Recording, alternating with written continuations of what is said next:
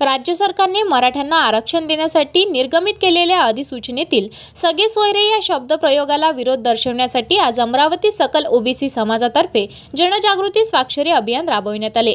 यावेळी सगळे सोयरे विरोधात या ठिकाणी ओबीसी समाजाच्या वतीने हरकती नोंदवत पोस्टाने 1000 हरकती राज्य सरकारकडे पाठविण्यात आल्या आहेत। सगळे सोयरे याबाबत नागरिकांच्या हरकती मागवण्यात आल्या आहे। राज्य शासनाच्या व अधिसूचनेमुळे मात्र सकल ओबीसी समाजामध्ये भीतीचे वातावरण निर्माण झाले आहे, तर हा निर्णय ओबीसी समाजावर अन्याय करणार आहे। त्यामुळे आज हजारो लोकांनी सगळे सोयरे शब्दाबाबत अर्ज भरत या हरकती नोंदविल्या आहेत व सर्व हरकती राज्य सरकारकडे पाठविण्यात आल्या आहे।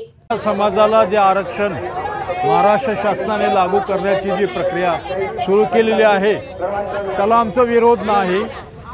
मराठ्यांना ओबीसी मध्ये आरक्षण मिळावं याबाबतही आम्हाला काही आक्षेप नाही, परंतु ओबीसीच्या कोट्यामध्ये जे आरक्षण आहे त्या आरक्षणामध्ये 1% विभागणी होऊ नये, कारण आधीच ओबीसी मध्ये अनेक जाती आहेत, त्यात आणखीन 1 कोटी 2 कोटी आम्हाला नको आहेत। मराठ्यांच्या सगळे सोयऱ्यांचा जो आदेश काढण्यात आला, उद्या चालून मराठ्यांच्या शेजाऱ्यालाही प्रमाणपत्र द्यावे अशी मागणी समोर जर आली तर महाराष्ट्राचे मुख्यमंत्री ती मागणी मान्य करणार आहेत का? आणि तुमचं राज्य आहे म्हणून तुम्ही ओबीसीच्या सवलती गिळणार आहात का, हा आमचा प्रश्न आहे। कसं आहे, जे इतर मागासवर्गीयांना ओबीसीना जे आरक्षण मिळालं आहे ते अल्पसंख्याकांच्या आधारावर मिळालं आहे।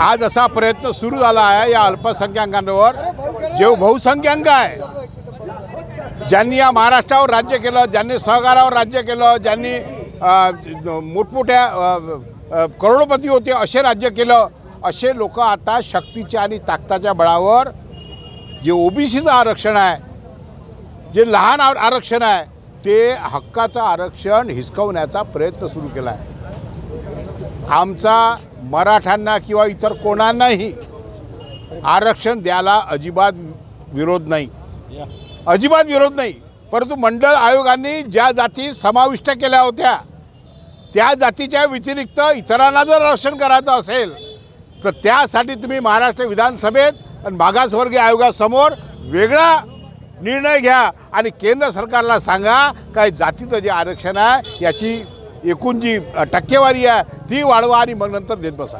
आमच्या आरक्षणातून आरक्षण देता कामा नये, त्यासाठी या महाराष्ट्रातला सर्व ओबीसी एक आहे आणि ते कोणत्याही परिस्थितीमध्ये आम्ही देऊ देणार नाही। यासाठी आज आम्ही सर्व एकत्र आलो आहे। एएस न्यूज महाराष्ट्रकरिता अमरावती येथून सहसंपादक रुपालीसह अनिल साखरकर।